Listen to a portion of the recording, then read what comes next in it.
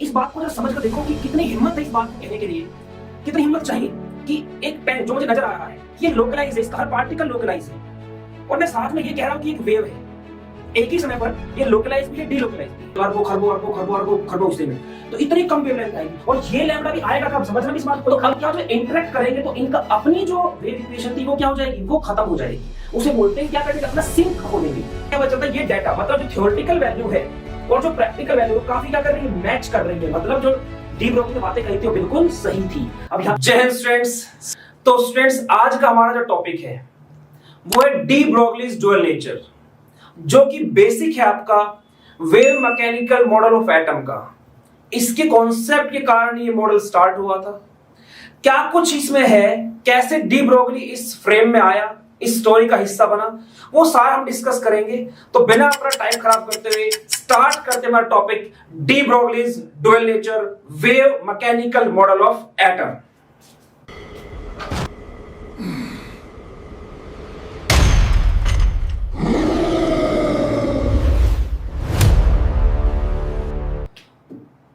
तो देखिए स्टूडेंट्स क्या था, लाइट को लेकर साइंटिस्ट दो हिस्सों में डिवाइडेड थे। मतलब एक वो थे जो न्यूटन का साथ देते थे और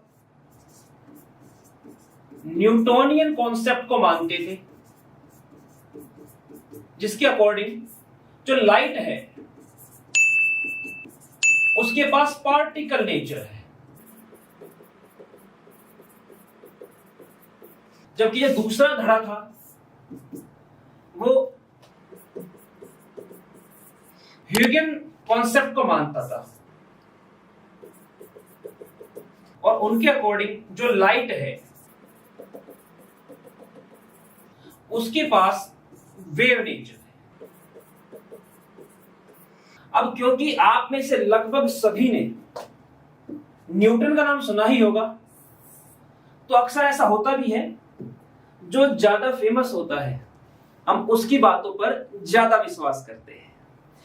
तो उस टाइम न्यूटन के कॉन्सेप्ट को ज्यादा प्रेफरेंस दी गई और यह कहा गया कि नहीं, लाइट के पास पार्टिकल नेचर ही है, क्योंकि न्यूटन साहब बोल रहे हैं। तो यहां पर क्या था, यह मानकर चला गया कि लाइट के पास पार्टिकल नेचर होता है। अब इस धारणा को धक्का लगा सन 1804 में। एक साइंटिस्ट थे थॉमस यंग, और उन्होंने एक डबल स्लिट एक्सपेरिमेंट किया।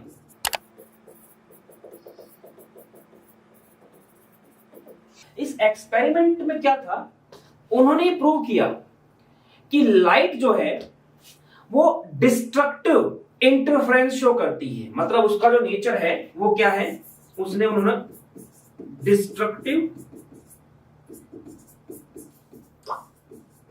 इंटरफेरेंस पैटर्न ये शो किया इसके जरिए। और कंस्ट्रक्टिव और डिस्ट्रक्टिव इंटरफेरेंस जो होता है ये वेव की कैरेक्टरिस्टिक्स होती है। अगर दो वेव हैं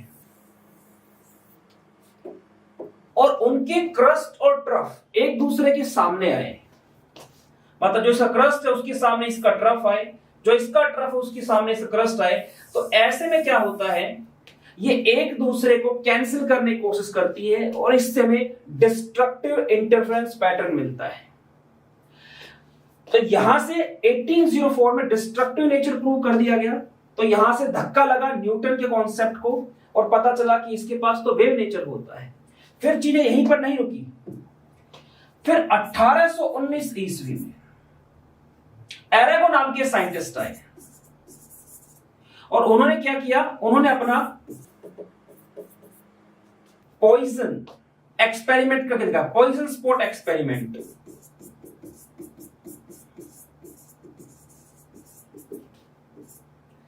इस एक्सपेरिमेंट में उन्होंने क्या किया, उन्होंने दिखाया कि जो लाइट है वो कंस्ट्रक्टिव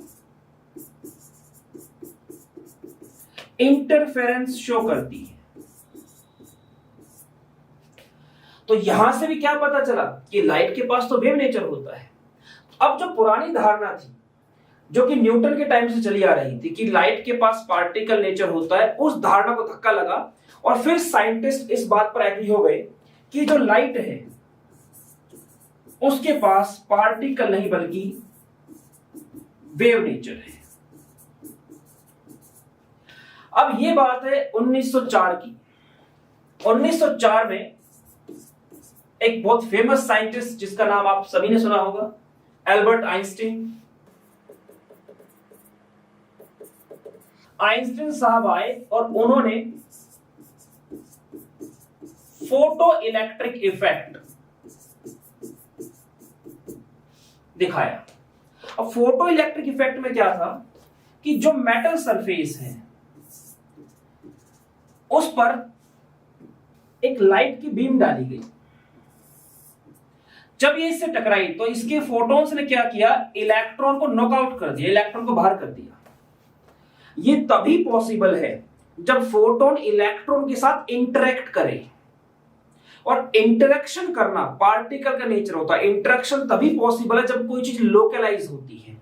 मतलब जिसके, जैसे मैं अगर आपको ये कहूं कि मेरे पास मान लो कोई बॉल है, ठीक है, उस बॉल पर मैंने अपना नाम लिख दिया, ये बॉल है, और यहां अपना नाम नहीं तो मैंने इंडिया लिख दिया इस पर। मैंने इसे फेंका, दोबारा अपने हाथ में लिया, जब मैं इसको अपने हाथ में लूंगा दोबारा, तब भी इंडिया इसी जगह पर लिखा मिलेगा, क्योंकि इसके पार्टिकल्स क्या है, लोकलाइज है। तो ऐसी चीजों के साथ इंटरेक्शन किया जा सकता है। तो इंटरेक्ट किया जाना मतलब होता है पार्टिकल नेचर शो कर रहा, चीजें लोकलाइज है। और जहां इंटरेक्शन नहीं हो सकता वो वेव का कैरेक्टर होता है। तो फोटोन इलेक्ट्रॉन को तभी बाहर निकाल सकता है जब उसने उससे इंटरेक्ट किया हो, तभी वो उसको आगे धक्का दे सकता है। तो यहां से पता चला कि भाई जो हमारे पास फोटोन है, जो लाइट है, उसके पास कैसा नेचर है, उसके पास पार्टिकल नेचर है। फिर लगभग 1923 में एक दूसरे साइंटिस्ट आए, आर्थर कॉम्पटन। उन्होंने भी अपना कॉम्पटन एक्सपेरिमेंट करके दिखाया, और कॉम्पटन एक्सपेरिमेंट से उन्होंने बताया कि किस तरह से जो लाइट है वो इलेक्ट्रॉन को अपनी एनर्जी ट्रांसफर करती है, और अगर वो एनर्जी ट्रांसफर कर रही है तो मतलब वहां पे भी क्या हो रहा है, इंटरेक्शन हो रहा है। और इंटरेक्ट किए जाने का मतलब क्या है, पार्टिकल नेचर। तो अब अगर आप देखें, वेव नेचर भी प्रूव कर दिया गया और पार्टिकल नेचर भी प्रूव कर दिया गया। तो कई बार क्या होता है कि कुछ लोगों को डाउट होता है कि हो सकता है इनसे कुछ डाटा पढ़ने में गलती हुई हो, या एक्सपेरिमेंट में कुछ इस तरह का हो जहां से डाटा ठीक ना आ पाया हो। तो अलग अलग साइंटिस्ट ने टाइम आने पर कुछ समय के बाद इन एक्सपेरिमेंट्स को दोहरा के देखा, और उन सभी को सेम ऑब्जर्वेशन मिली, जो कि इस बात को प्रूव करती है कि इनके एक्सपेरिमेंट्स में तो कोई गलती नहीं थी। अब साइंटिस्ट कम्युनिटी इस बात पर एग्री हुई कि लाइट जो है वो ड्यूअल नेचर रखती है। लाइट के पास है ड्यूअल नेचर, मतलब वो पार्टिकल की तरह भी बिहेव कर सकती है और वो वेव की तरह भी बिहेव कर सकती है। अब यहां पर क्या हुआ, एक साइंटिस्ट थे डी ब्रोगली साहब, उन्होंने एक चीज को देखा कि देखो एनर्जी और मास तो इंटरकन्वर्टिबल है, लाइट एनर्जी की एक फॉर्म है। तो अगर लाइट आपकी ड्यूअल नेचर रखती है तो ऐसा भी तो हो सकता है ना कि मास भी तो ड्यूअल नेचर रख सकता है। तो उन्होंने भी सवाल उठाया कि मास क्यों नहीं रख सकता ड्यूअल नेचर। मास जो मेटलिस्टिक बॉडीज होंगी, जैसे कि इलेक्ट्रॉन को लेकर उन्होंने बात कही थी, तो उन्होंने कहा था इलेक्ट्रॉन के पास भी ड्यूअल नेचर होना चाहिए, वो भी पार्टिकल नेचर की तरह और वेव नेचर, मतलब पार्टिकल और वेव दोनों की तरह बिहेव करना चाहिए। तो यहां से डी ब्रोगली हाइपोथेसिस आती है, और देखिए फिर वो क्या कहते हैं उसमें। अब इस चीज को हम आगे लेकर चलते हैं। तो स्टूडेंट्स, अब हम लोग बात करने जा रहे हैं de Broglie dual nature, concept of dual nature.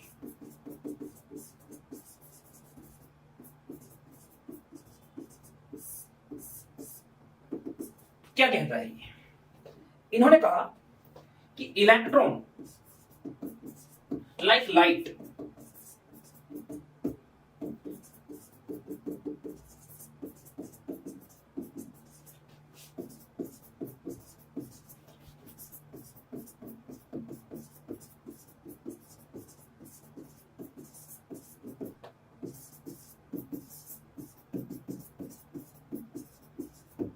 Electron like light having both the nature, particle nature as well as wave nature, मतलब उसके पास भी क्या है, ड्यूअल नेचर है।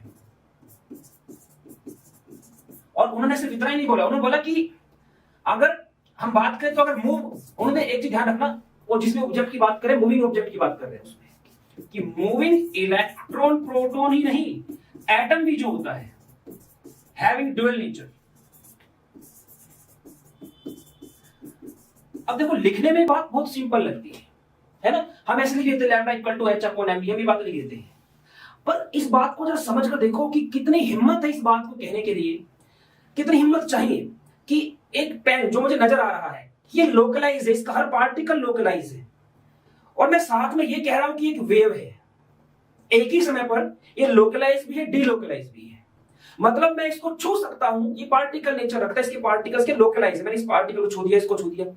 दूसरी तरफ ये कहता है मैं इसको टच ही नहीं कर सकता क्योंकि ये तो एक वेव है। तो यहीं से बहुत सारी दूसरी थ्योरीज निकली, इल्यूजन, माया, दुनिया एक मोह, दुनिया एक माया जाल है, इस तरह की बहुत सारी थ्योरीज निकली। पर साइंटिफिकली ये चीजें क्या है, क्योंकि हम इस चीज में नहीं जा सकते, मतलब हम हर चीज को एक साइंटिफिक कम्युनिटी के लोगों की तरह समझेंगे। हम बोलने में तो इसको बोल देते lambda equal to H upon M, वास्तव में क्या हमें पता ही नहीं होता है लैम्डा किस लैम्डा की बात कर रहा है ये। आपको लगता है डी ब्रोगली वेवलेंथ वो चीजें ऐसे चलती है, नहीं, समझाएंगे इसको धीरे धीरे। तो जब इसने अपनी ये बात बोली तो बोलने के बाद क्या, जैसे मैंने आपको पहले बताया था, मैथमेटिक्स क्या होता है, मैथमेटिक्स ही एक तरह से दृष्टि होती है साइंटिस्ट की, जहां तक आंखें नहीं पहुंच सकती, जिन चीजों को आंखें देख नहीं सकती, वहां पे क्या है हमारा जो मैथमेटिक्स होता है, मैथमेटिक्स हमें उसके लिए कैलकुलेशन करके देता है। तो मैथमेटिकली उसने इस बात को प्रूव भी किया। उसने कहा कि देखो अगर मैं बात करता हूं लाइट की, तो प्लैंक ने क्या बोला है, प्लैंक्स इक्वेशन कहती है कि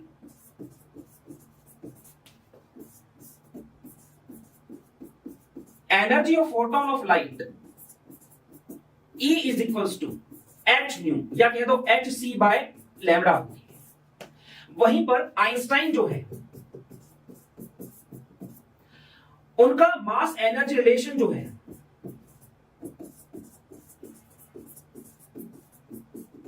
वो कहता है कि energy of photon of light E is equal to M C square है। तो इन दोनों ने ही फोटोन की एनर्जी की बात की है। एक तरह से लगाओ A is equal to B और A is equal to C, तो B इक्वल टू क्या आएगा, C आएगा। तो फ्रॉम 1 एंड 2 में क्या कह सकता हूं, मैं कह सकता हूं कि M C square is equal to H C by lambda. C से C कैंसिल हो जाएगा, lambda is equal to H upon M C. अब यहां पर जो m है वो फोटोन का मास, ये क्या आपका मास ऑफ फोटोन, और c क्या है, वेलोसिटी ऑफ सनलाइट। तो कहता है जो मेटलिस्टिक ऑब्जेक्ट हमारे आसपास हम देखते हैं चीजों में, वो तो इतनी तेज स्पीड से चल नहीं सकते। तो हमने माना कि हम फोटोन के मास को किसी मेटलिस्टिक ऑब्जेक्ट के मास से रिप्लेस कर देते हैं। जैसे यहां पे मैं इलेक्ट्रॉन की बात कर लेता हूं कि यहां पे फोटोन के मास जगह इलेक्ट्रॉन का मास डाल दूं, ऐसे ही जो उसकी वेलोसिटी होगी वो सनलाइट की वेलोसिटी के इक्वल तो होती नहीं है, किसी भी वेलोसिटी से मूव कर रहा है, ठीक है।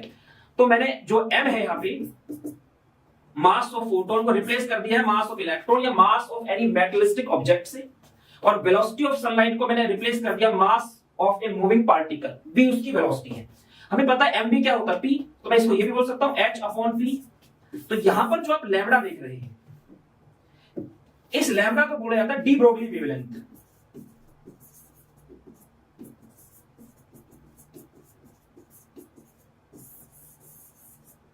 एम क्या है, mass of moving particle,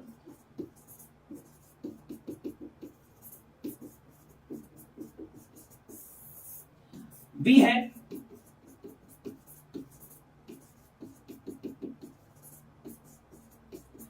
velocity of moving particle और p क्या है उसका मोमेंटम है। h प्लैंक कांस्टेंट है। अब बोलने में कितना सिंपल लगता है कि ये लैम्डा आ गया हमारे पास। ये लैम्डा है क्या? ये इतना ऊपरी नहीं है कि इसको हर कोई समझ ले, बड़ा गहरा ज्ञान छिपा हुआ है इसके अंदर। अभी मैं इसकी बात करूंगा, पहले थोड़ा सा और आगे चलता हूं। हम ये मान के चले कि ये जो पार्टिकल मूव कर रहा है वो ई काइनेटिक एनर्जी से मूव कर रहा है, मतलब उसकी काइनेटिक एनर्जी कितनी है ई।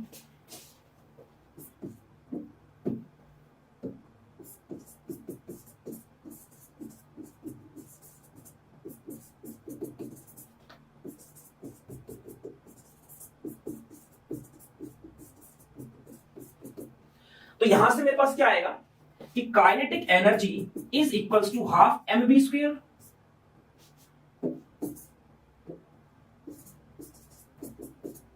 और ये काइनेटिक एनर्जी मैंने किससे रिप्रेजेंट करना है? मुझे ई से रिप्रेजेंट करना है, तो बोल सकता हूं E is equals to half M V square two E is equals to M V square. अब मैं अगर मल्टीप्लाई कर दोनों तरफ एम की, multiply by M both sides, मुझे क्या मिलेगा? 2me is equals to M square V square. यहां से मेरे पास आ जाएगा under root 2me is equals to mv, और mv क्या होता है आपका p, मतलब मोमेंटम। तो मैंने कहा 2me is equals to p। तो मेरे पास जो फॉर्मूला है वहां पे मैं p के क्या पुट कर सकता हूं? Under root 2me। तो मेरे पास फॉर्मूला क्या बन जाएगा? लैम्डा इज इक्वल्स टू, मान लो इसको इक्वेशन 3 बोलता हूं, इसको इक्वेशन 4 बोलूं, तो इक्वेशन 4 की वैल्यू को इक्वेशन 3 में पुट करेंगे तो हमारे पास आएगा lambda equal to h upon under root 2me।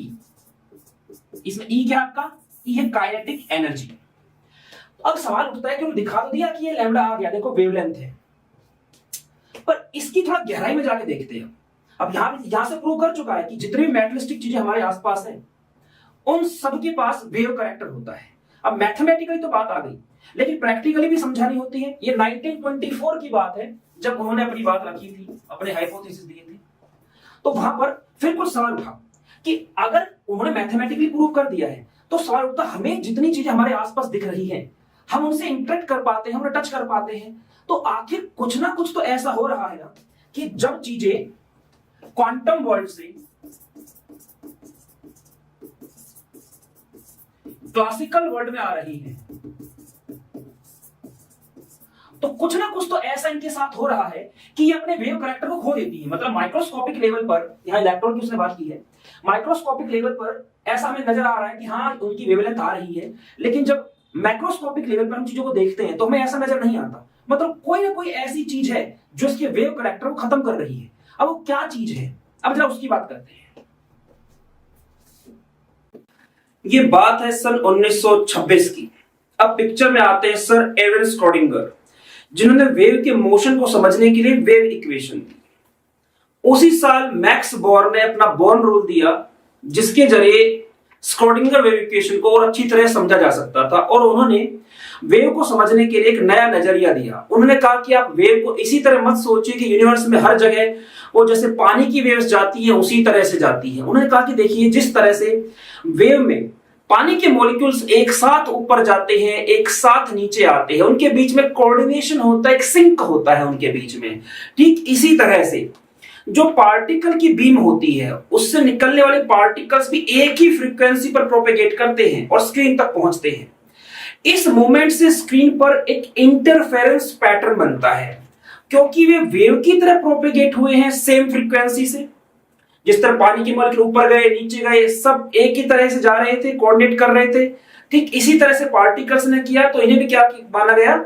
Wave माना गया। एक वेव की तरह का पैटर्न हमें मिल गया, जिसे आप स्क्रोडिंगर इक्वेशन का यूज करके हर एक पार्टिकल के लिए, हर एक इंडिविजुअल पार्टिकल के लिए निकाल सकते हैं कि फोटोग्राफिक प्लेट पर उसके इंडिविजुअल लोकेशन क्या क्या आएगी।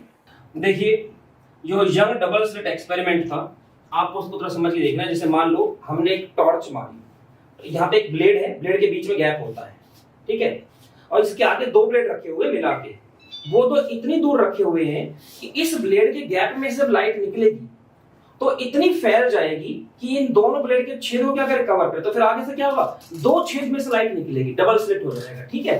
तो मैं इसको वेव की फॉर्म में समझाने की कोशिश करूंगा। पहले जैसे पानी की लहर होती है, पानी बहता हुआ आया, जैसे एक छेद था, उसमें से पानी ऐसे बहता हुआ अपनी वेव बनाता हुआ यहां इनसे टकराएगा, तो दो, अब एक तो इसमें से वेव निकलेगी कि इसमें से वेव निकलेगी, तो इस तरह से क्या हुआ, ये एक वेव इस वाले होल में से निकली और दूसरी उससे साइड वाले में से, और ये एक दूसरे को क्या है कैंसिल भी करने लग जाएंगे, डिस्ट्रक्टिव इंटरफेरेंस हो जाएगा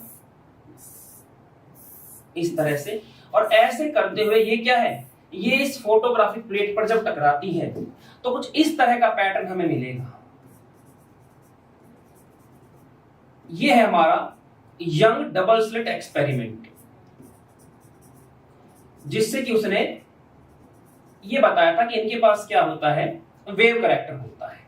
ठीक है,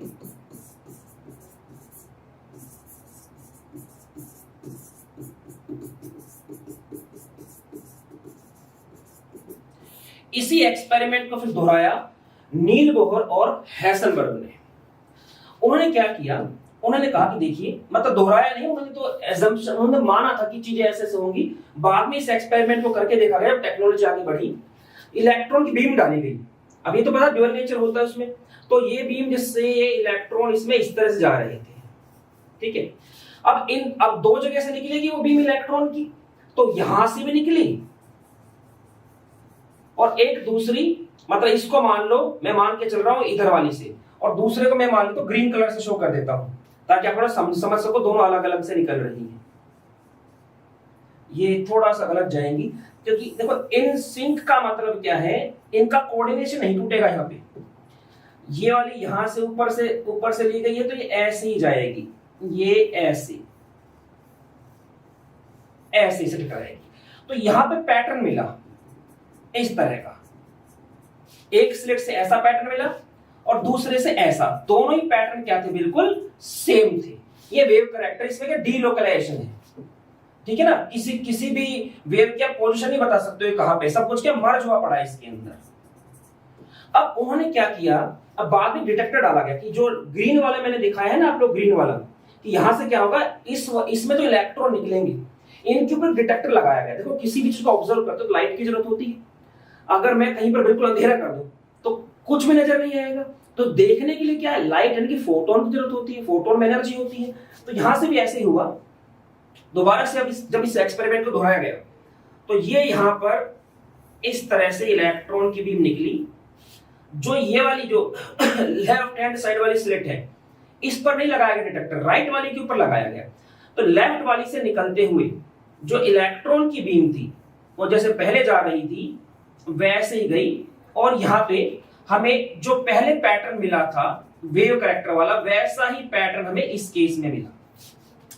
लेकिन जो इधर इस वाले से निकलने वाली थी, जब इसमें से वो निकली तो निकलते क्या था, हमने ऊपर लगा रखा डिटेक्टर, तो इलेक्ट्रॉन जो थे हमें इनको डिटेक्ट करना है, देखना है, देखने के लिए फोटोन की जरूरत होगी। तो यहां से फोटोन निकले, यहां से क्या निकले, फोटोन।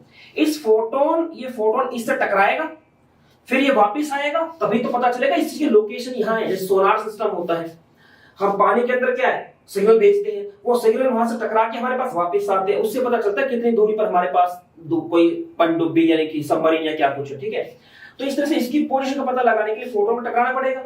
अब जब फोटोन जो होता है इससे टक्कर मारता है, तो कोई फोटोन किसी जगह टकरा रहा होगा इलेक्ट्रॉन में, किसी एंगल से, कोई किसी एंगल से। मान लो यहां से 8 इलेक्ट्रॉन में लेके चलो, ठीक है, ऐसे पहले एक फोटोन, एक इलेक्ट्रॉन आया, उस पे इस फोटोन टक्कर मारा, दूसरे पे किसी दूसरे ने मारा, तीसरे पे किसी तीसरे फोटोन टक्कर मारी, चौथे पे किसी चौथे फोटोन ने, अलग अलग एंगल पे भी टक्कर लग सकती है।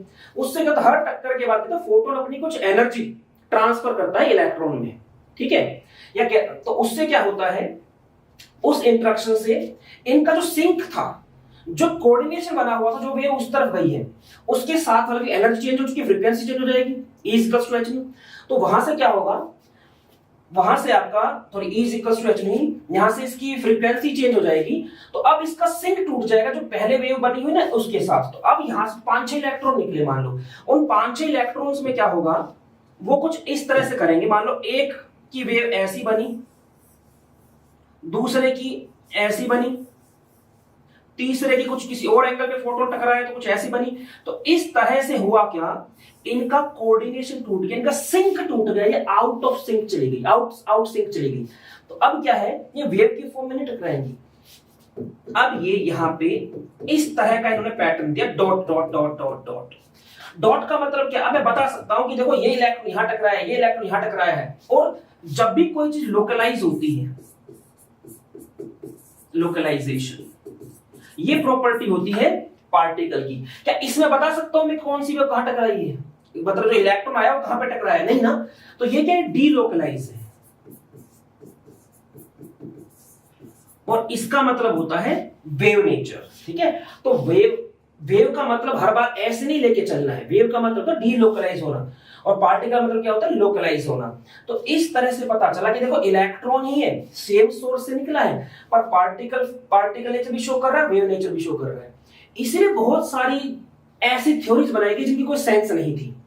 और इसलिए नील एक बार बहुत आइंस्टाइन साहब ने बहुत को एक ताना मारा था, एक बात कही थी कि क्योंकि बहुत बड़े सपोर्ट करने वाले थे क्वांटम मैकेनिक्स को, बोर, हाइसेनबर्ग। तो उन्होंने बोला था कि जब हम किसी चीज को देखते हैं तो वो एक आकार ले लेती है, और जब उसको नहीं देख रहे होते, कोई देखने वाला नहीं है, तो वेव बन जाती है। तो एक तरह से ये लगा लो कि अगर कोई भी चीज मुझे दिख रही, तो आइंस्टाइन ने ये बोला था कि मतलब आपको जो मून नजर आ रहा है, जो चांद नजर आ रहा है आसमान में, वो सिर्फ इसलिए नजर आ रहा है क्योंकि आप देख रहे हो, और देखना बंद कर दो तो चांद गायब हो जाएगा। तो उन्होंने इस तरह से बोला। तो वो खुद भी एक्सप्लेन नहीं कर पा रहे थे इन चीजों को, जो नील बोर साहब, टेक्नोलॉजी इतनी डेवलप नहीं हुई थी। अब चलते हैं आगे की तरफ, जो बात मैं बताना चाह रहा था। तो यहां से इतना पता चल गया कि किस तरह से सिंक खराब होता है। सिंक टूटने से, आउट सिंक हो जाने से क्या होता है, हमें पार्टिकल नेचर मिलता है। ऊपर वाले में क्या था, 10 इलेक्ट्रॉन गए, लेकिन इन सिंक थे ना, तो 10 के 10 क्या है, इसी पैटर्न को फॉलो करते रहे।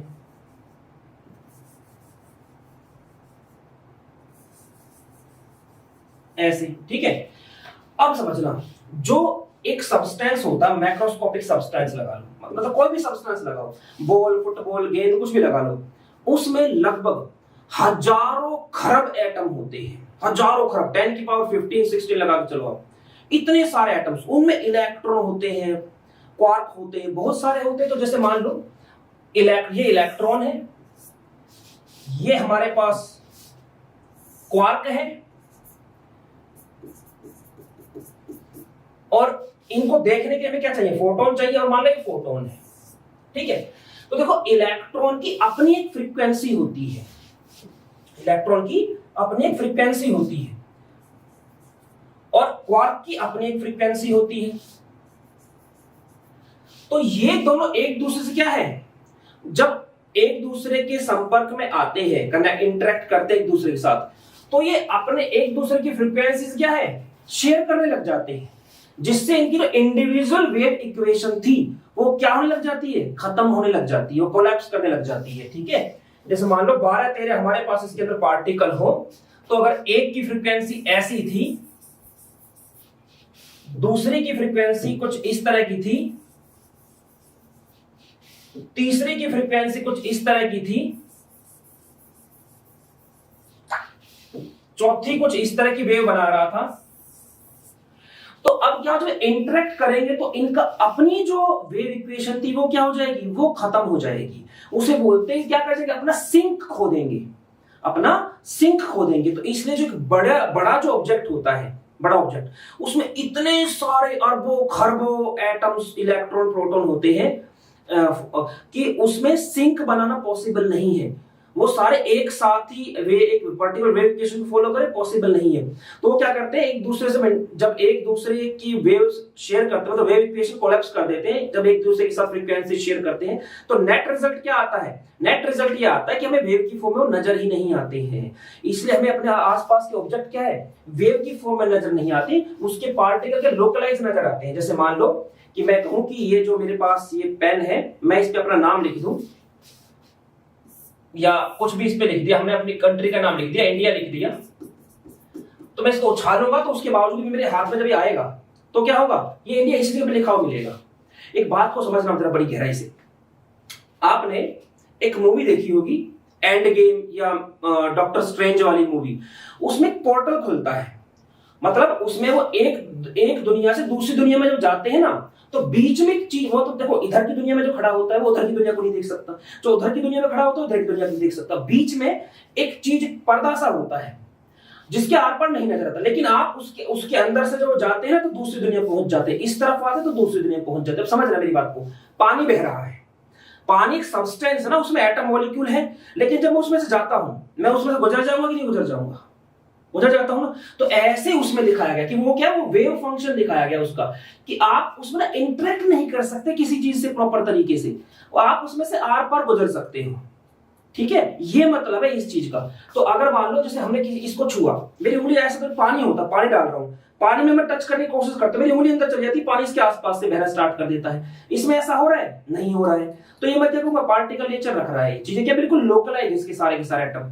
जबकि इसने प्रूव कर दिया था कि भाई वेव होती है, तो वेव हम नजर क्यों नहीं आई? ऐसा क्यों हुआ? इसके पार्टिकल लोकलाइज हुए। ऐसा इसलिए हुआ क्योंकि इसके जितने भी इलेक्ट्रॉन क्वार्क वगैरह सब थे, उन्होंने एक दूसरे की फ्रीक्वेंसीज को शेयर किया और फिर एक दूसरे की वेव इक्वेशन को कोलैप्स कर दिया, जिसके कारण कि वो वेव की फॉर्म में नजर नहीं आते हैं। इन केस अगर ऐसा हो जाए कि हम कुछ ऐसा कर ले कि वो सारे के सारे एक ही वेव इक्वेशन को फॉलो भी कर जाए, तो उस केस में जो हम ये फॉर्मूला लिखते हैं ना, lambda equal to H upon M V, ये वो वेवलेंथ है। मान लो मैं बॉल का केस लेके चल रहा हूं, तो बॉल के केस में जब लैम्डा निकालते हैं कि हाँ मान लो हमारी जो बॉल है वो जा रही 200 मीटर पर सेकंड की स्पीड से, तो बताओ उसकी डी ब्रोगली वेवलेंथ क्या होगी? तो इसका मतलब समझो, इसका मतलब ये उस बॉल की बात नहीं कर रहा जो नॉर्मल लाइफ में देखते हो कि आपने फेंका 200 मीटर पर सेकंड की स्पीड जा रही, नहीं, उसमें सारे पार्टिकल लोकलाइज है, उसमें कहीं डॉट लगा, उसको उछालो डॉट वही मिलेगा आपको।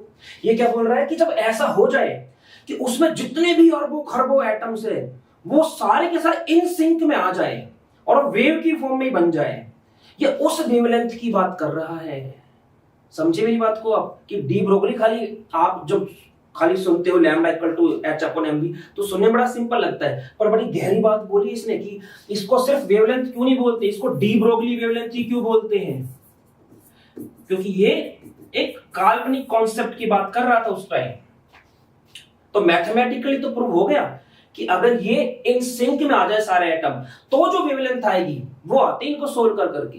ठीक है, इसलिए आसपास की चीजों को ये मत मान के चलना कि जो चीज रखी है वो वेव की फॉर्म में ऐसा कुछ रही होगी, ऐसा कुछ नहीं है। ठीक है, अब देखिए इससे आगे की तरफ टॉपिक ऑब्जेक्ट्स होते हैं, उनमें हजारों खरब एटम्स होते हैं। इतने सारे एटम्स की जो फ्रीक्वेंसी होती है वो एक साथ एक ही सिंक में नहीं आ सकती, वहां क्या होगा, वहां डीकोहेरेंस होगा ही होगा।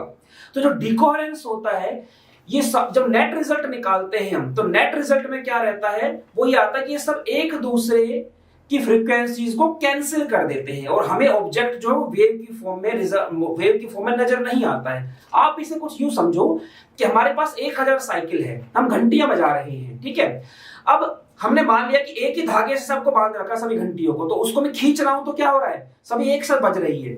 और वो धागे हैं उसमें क्या करे कि अलग अलग आदमी कभी इस धागे पे हाथ मार रहा है, कभी उस धागे पे हाथ मार रहा है, इस तरह से अलग अलग लोग अलग अलग धागे पे हाथ मारे, तो होगा क्या, जब मैं खींचूंगा तो जो टेंशन है वो घंटी तक क्या सारी एक साथ नहीं पहुंचेगी, कहीं पर थोड़ी लेट पहुंचेगी, कहीं पर थोड़ा जल्दी पहुंचेगी।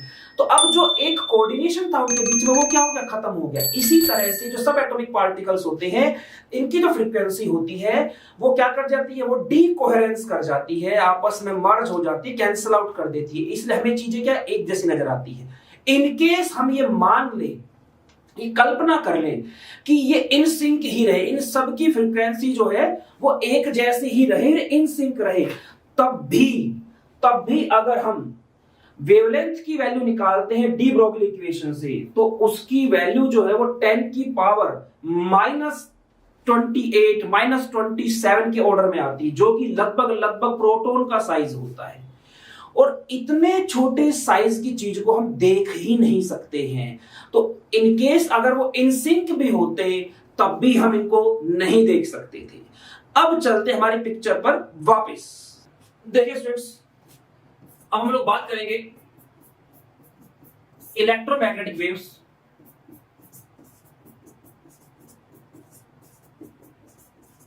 और जो मैटर वेव्स है, इन दोनों में क्या डिफरेंस होता है। जो आपके पास इलेक्ट्रोमैग्नेटिक वेव्स होती है वे जिस सोर्स से निकलती हैं उस सोर्स को वहीं छोड़ देती है, मतलब जिस सोर्स से निकलती है उसको छोड़ के आगे चली जाती है। जैसे हमारे पास जो इलेक्ट्रोमैग्नेटिक वेव्स जो अलग अलग तरह की होती है, कॉस्मिक रेज, गामा रेज, इस तरह से अलग अलग वेवलेंथ की होती है। सन से निकलते अर्थ तक पहुंचती हैं, तो सन को क्या हुआ, उन्होंने छोड़ दिया। और अगर मैं बात करूं मैटर वेव्स की, तो मैटर वेव्स क्या होता है, जैसे हमारी अर्थ है, हमारी अर्थ के चारों तरफ क्या है, इसका अपना एक मैग्नेटिक फील्ड है ना, तो इससे जो वेव्स निकलती हैं ये इसके साथ साथ एसोसिएट रहती है, इसके साथ साथ चलती जहां रह जाती है, ठीक है। तो जो मैटर वेव्स होती हैं ये एसोसिएट होती हैं, associate with the source from which they produce. जबकि ईएम वेव्स का क्या होता है,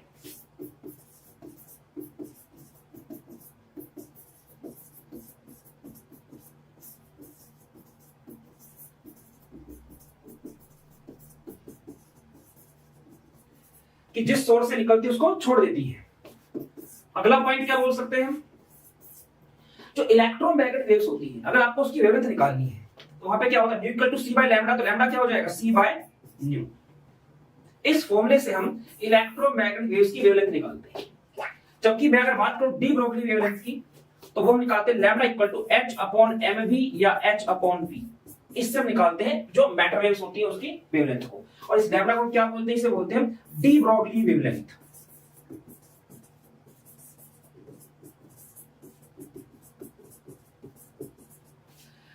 ठीक है स्टूडेंट्स, तो स्टूडेंट्स देखिए आज हम बात करने वाले हैं डेविसन एंड जर्मर एक्सपेरिमेंट की। ये एक्सपेरिमेंट हुआ था 1927 में। 1924 में डी ब्रोगली ने अपनी हाइपोथेसिस दी, उसने मैथमेटिकली बताया कि देखिए मैक्रोस्कोपिक चीजें होती है उनमें वेवलेंथ आती है, माइक्रोस्कोपिक चीजों में वेवलेंथ होती है। अब यहाँ पे क्या हुआ, डेविसन एंड जर्मर ने एक्सपेरिमेंटली प्रूव किया कि जो इलेक्ट्रॉन है वो आपका वेव नेचर रखता है। देखिए किस तरह से उन्होंने प्रूव किया, ये उसमें सेटअप था, ये हमारे पास हीटिंग फिलामेंट है, इसको हम हीट करेंगे, थर्मली हीट करते हैं, तो यहां पे क्या इलेक्ट्रॉन निकलने स्टार्ट होंगे, यहां से जो इसमें इलेक्ट्रॉन होंगे वो यहां से निकलने स्टार्ट हो जाएंगे। तो देखो एक चीज को समझना, जब इलेक्ट्रॉन यहां पे रुका हुआ था तो उसकी पोटेंशियल एनर्जी थी, जब मूव करेगा तो क्या होगा, वो काइनेटिक एनर्जी में कन्वर्ट हो गई। तो पोटेंशियल एनर्जी चार्ज पार्टिकल क्या होती है, Q इंटू वी। वी क्या है यहाँ पे, वोल्टेज है, ठीक है ना। ये जो इलेक्ट्रॉन यहां से निकलेगा इसको एक्सेलरेटिंग एनोड तक कौन पहुंचाता है, ये जो पोटेंशियल डिफरेंस होता है ये इसको यहां पर एक्सेलरेट करके लेके आती है यहां तक। तो क्यू किसके बराबर है, हाफ एम वी स्क्वायर के बराबर है। मैं इसे लिख सकता हूं 2 Q V is equals to M V, ठीक है। अब क्योंकि उसने ये बात इलेक्ट्रॉन की कर रहे हैं तो आप यहां पे ई लेकर भी चल सकते हैं क्यू की जगह, ठीक है। तो चलो ई ही लेके चलते कि उसने जो एक्सपेरिमेंट किया था उसी की बात कर रहे हैं एग्जैक्ट, तो मैं ई लेके चलूंगा। ई क्या है, इलेक्ट्रॉन पे जो चार्ज होता है। अब क्या करता हूं मैं, यहां पे दोनों तरफ एम से मल्टीप्लाई कर देते हैं,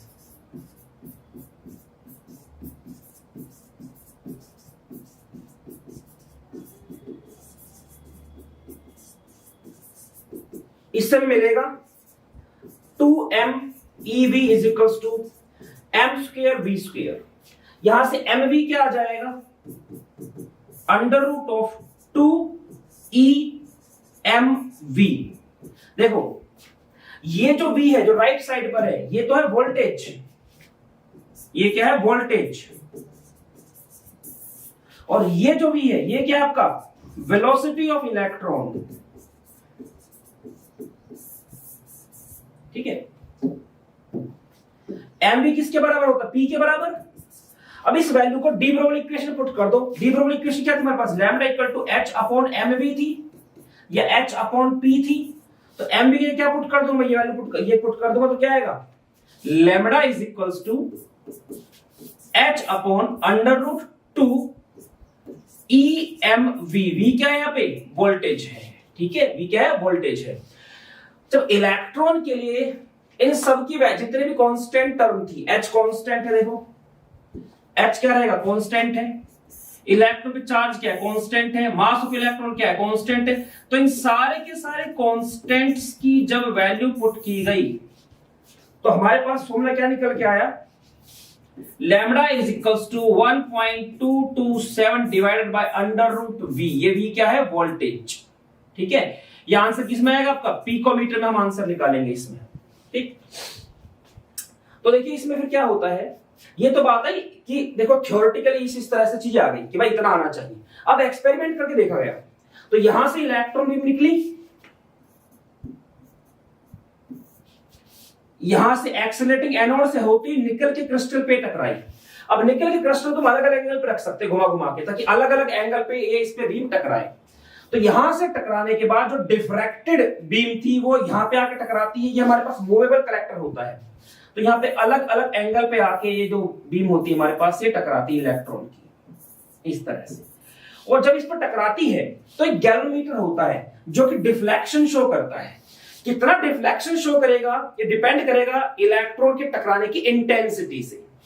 तो यहां पे क्या नोटिस किया उन्होंने, जब एक्सपेरिमेंट किया था तो वोल्टेज को बदल बदल के देखा, एंगल को बदल बदल के देखा। वोल्टेज किस रेंज के लिए उन्होंने 44 वोल्ट से लेके और 68 वोल्ट, ये वोल्टेज की रेंज बार बार बदल बदल के देखी। अलग अलग एंगल पे इस पर टकराया, एंगल पे अलग अलग थे। तो क्या नोटिस किया कि जब 54 वोल्ट, तो वोल्टेज ने इतनी 54 वोल्ट और थीटा हमारा हो 50 डिग्री, तो ऐसे केस में जो गैल्वेनोमीटर था इसने मैक्सिमम डिफ्लेक्शन शो किया, मैक्सिमम डिफ्लेक्शन इसने शो किया। ठीक है, तो अब मैं यहां पे V जो है वोल्टेज, इधर वैल्यू क्या रखूंगा, वैल्यू रखूंगा 54, वैल्यू क्या रखूंगा मैं यहां पे 54। जब 54 वोल्ट यहां पे वैल्यू रखी गई तो देखो थ्योरेटिकली तो कितना आना, थ्योरेटिकली कितना आया 167 पिकोमीटर, और एक्सपेरिमेंट करके देखा गया तो वहां पे कितना आया, ये 165 पिकोमीटर वेवलेंथ था। तो यहां से क्या पता चलता है, ये डाटा मतलब जो थ्योरेटिकल वैल्यू है और जो प्रैक्टिकल वैल्यू काफी क्या कर रही है, मैच कर रही है। मतलब जो डी ब्रोगली ने बातें कही थी वो बिल्कुल सही थी। अब यहाँ पे एक बात तो ध्यान रखनी कि इस फॉर्मूले में जो वोल्टेज ली जाती है वो कौन सी वोल्टेज ली जाती है, जिस पर आपको गैलोमीटर मैक्सिमम डिफ्लेक्शन शो करता है, जहां पर इंटेंसिटी इलेक्ट्रॉन क्या होती है, मैक्सिमम होती है हमारे मूवेबल कलेक्टर से टकराते समय। ठीक, अब इस पर जब यहां पे पढ़ा तो ये डिफ्रैक्शन पैटर्न जो मिलता है, यहां पे जो डिफ्रैक्शन पैटर्न मिला वो कैसा मिला, फोटोग्राफिक प्लेट वो कुछ ऐसा मिला।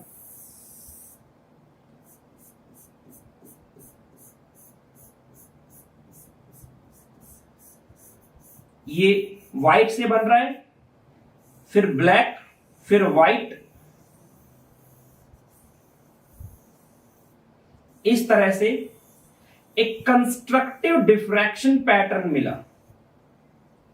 और कंस्ट्रक्टिव डिस्ट्रक्टिव मैंने बताया था, ये कौन शो करता है, ये वेव शो करता है। तो यहां पे जो ब्राइट कलर मतलब वो क्रस्ट है, और जो ब्लैक है वो क्या, ट्रफ है। क्रस्ट ट्रफ, अगर क्रस्ट ट्रफ बन रहे तो इसका मतलब क्या है, चीज कैसे मूव कर रही है, वो वेव की फॉर्म में वेव की फॉर्म में मूव कर रही है। तो ये आपका डिफ्रैक्शन पैटर्न में मिला था, diffraction pattern obtain on photographic plate. तो यहां से हमने एक्सपेरिमेंटली भी प्रूव कर दिया कि जो हमारे पास चीजें होती हैं वो वेव करैक्टर भी रखती है। ठीक, अब चलते हैं इससे आगे की तरफ। अच्छा, ये ना ये वैक्यूम चैम्बर है, आपको ध्यान रखना है, वैक्यूम चैम्बर है ये, कोई गैस पार्टिकल वगैरह नहीं होना चाहिए, अदरवाइज के इलेक्ट्रॉन से टकरा सकते हैं और हमारा जो एक्सपेरिमेंट है उसका डाटा क्या हो सकता है, गलत हो सकता है, उसकी रीडिंग गलत आ सकती है। तो अब इससे आगे की तरफ देखिए जरा। तो अब हम बात करने वाले हैं, ये जो डी ब्रोगली इक्वेशन आई है इसका सिग्निफिकेंस कहां है। तो पूछा सिग्निफिकेंस मतलब महत्व।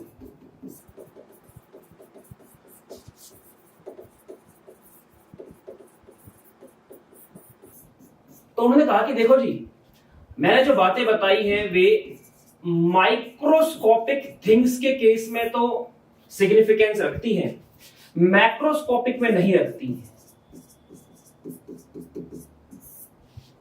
अब माइक्रोस्कोपिक में एग्जांपल लेके चलेंगे इलेक्ट्रॉन का, और मैक्रोस्कोपिक में हम एग्जांपल लेके चलेंगे एक बॉल का। ठीक है, तो देखिए lambda is equals to H upon M B, ये हमारा फॉर्मूला है।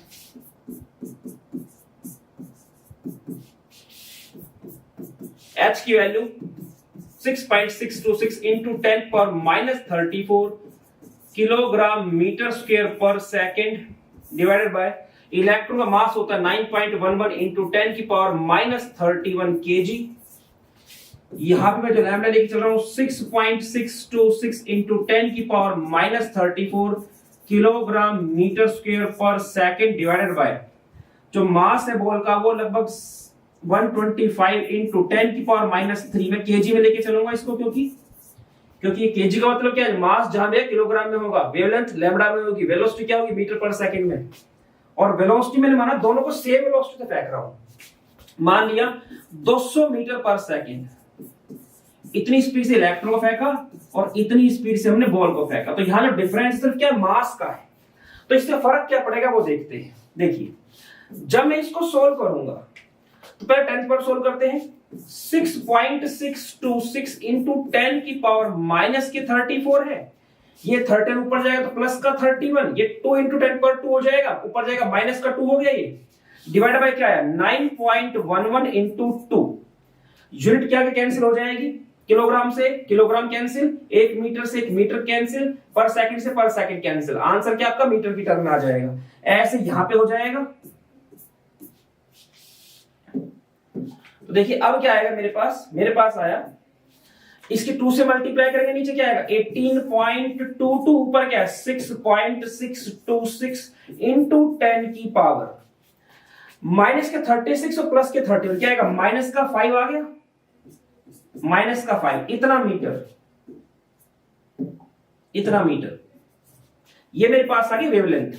अब देखो मैं इसको अगर देखूं तो लगभग 0.3 के आसपास आएगा, 0.3 के आसपास पहुंचेगा ही, इंटू 10⁻⁻5 कर लेते हैं एक बार इसको।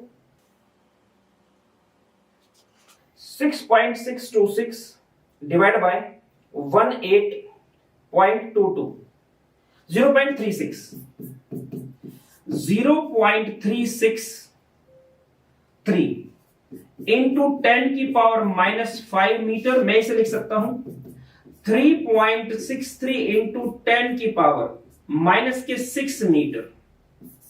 मतलब कहने का ये है 3.63 मीटर जो है ना, इतने हिस्से को लगभग 1 लाख हिस्सों में काट लो, कट।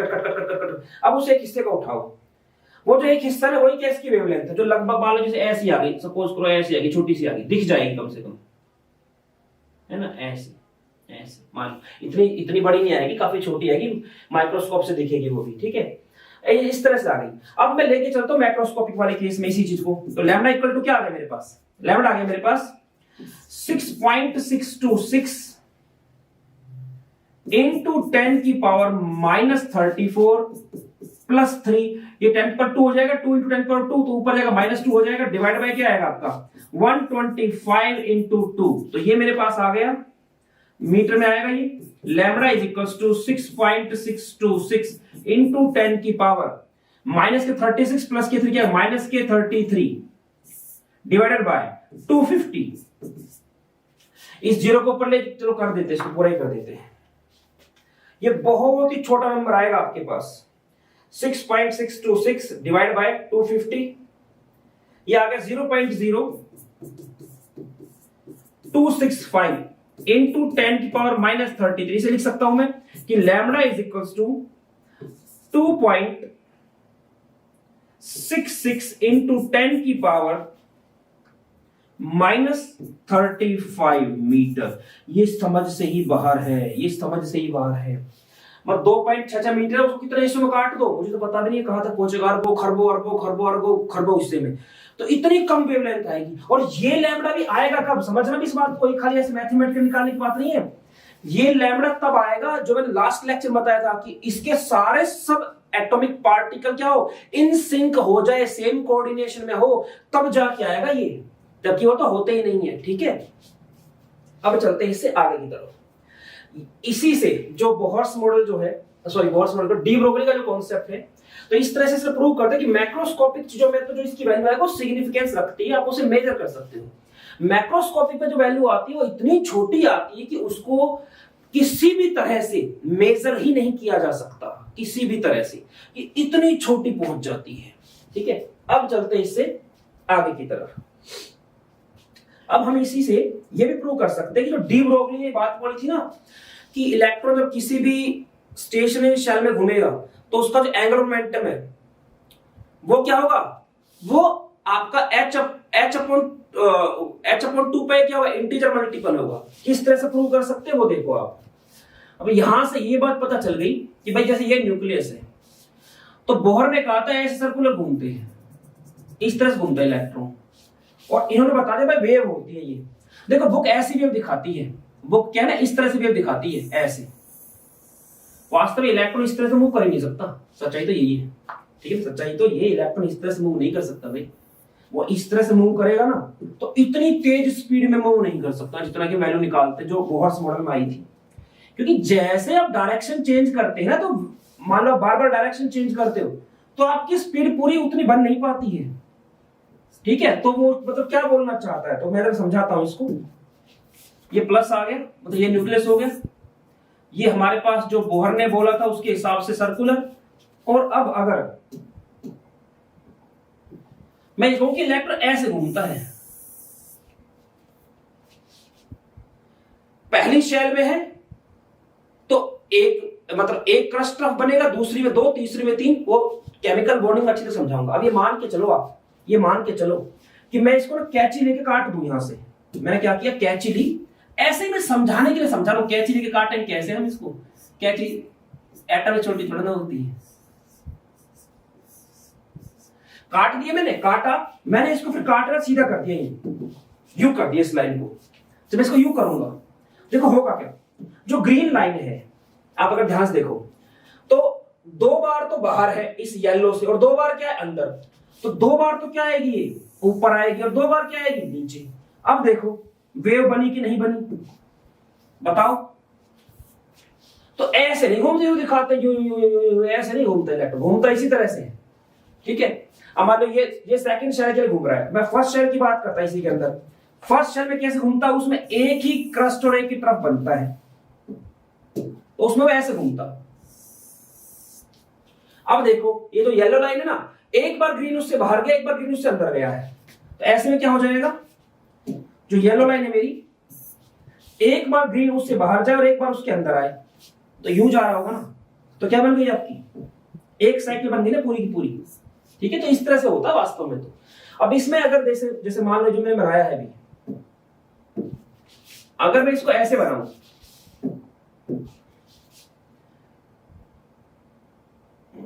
देखिए ये ऐसे था, ठीक है, और मैं इसको ऐसे बनाऊं,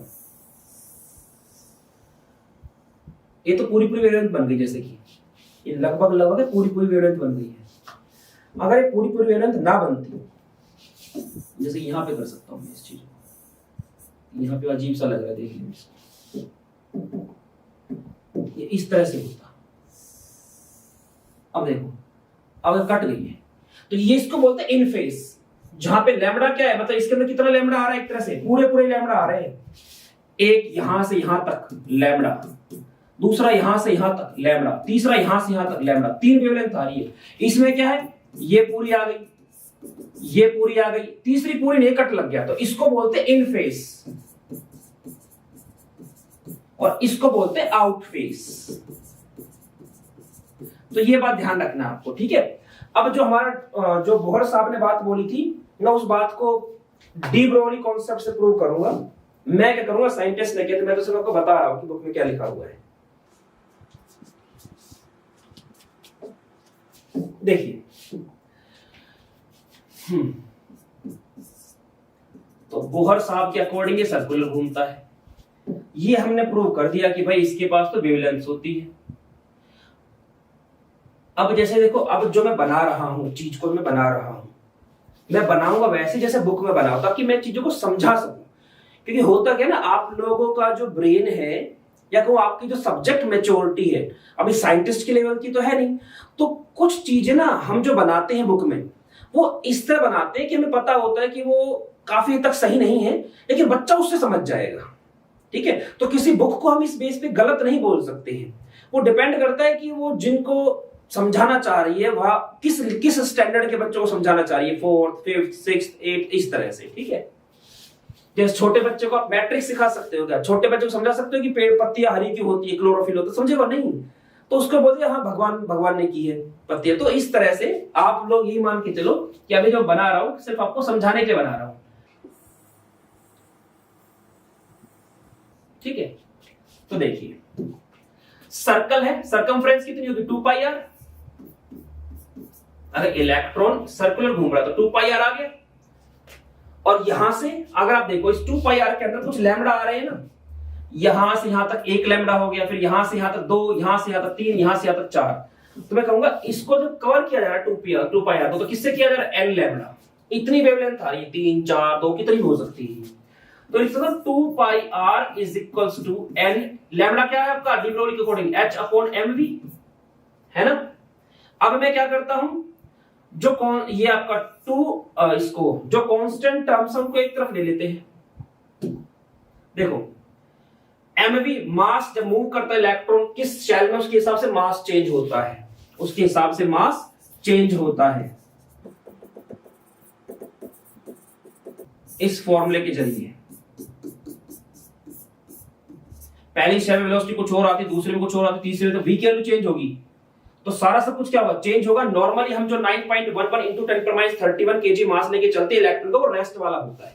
ठीक, तो m आ गया, v आ गया, r, ये तीनों इस तरफ आ गए। कांस्टेंट को एक तरफ लो nh/2π।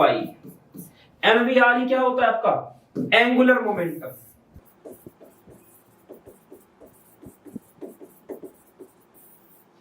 और उसने क्या बोला था कि जो एंगुलर मोमेंटम होता है कि इलेक्ट्रॉन का किसी भी स्टेशनरी शेल के अंदर, वो h/2π का कुछ इंटीजर मल्टीपल होगा, मतलब उसका 2 गुना 4 गुना 6 गुना 8 गुना इस तरह से। n की वैल्यू क्या होगी यहाँ पे 1 2 3 इस तरह से कुछ होगी, फ्रैक्शन में नहीं होगी। फ्रैक्शन में होगी तो स्टेशनरी शेल नहीं है, वो एक्साइटेड शेल वाला कॉन्सेप्ट लग जाता है आपका। ठीक है ना, इस तरह से नहीं होगी। तो ये बात भी यहां से प्रूव हो जाती है। तो स्टूडेंट आज के लेक्चर में इतना ही, इसके बाद हम नेक्स्ट लेक्चर में डिस्कस करेंगे। तब तक जितना हो सकता है अपने अकॉर्डिंग नॉलेज जितना जहां से भी हो सके, चाहे वो यूट्यूब हो, गूगल हो, कोई बुक हो, जितना हो सकता है ज्ञान बटोर, उतने इस टॉपिक को पढ़िए। कुछ डाउट्स है उसको कमेंट में लिखिए। मिलते हैं नेक्स्ट लेक्चर में, तब तक फिजिकली, मेंटली और स्पिरिचुअली तगड़े होने पे ध्यान दीजिए। जय हिंद।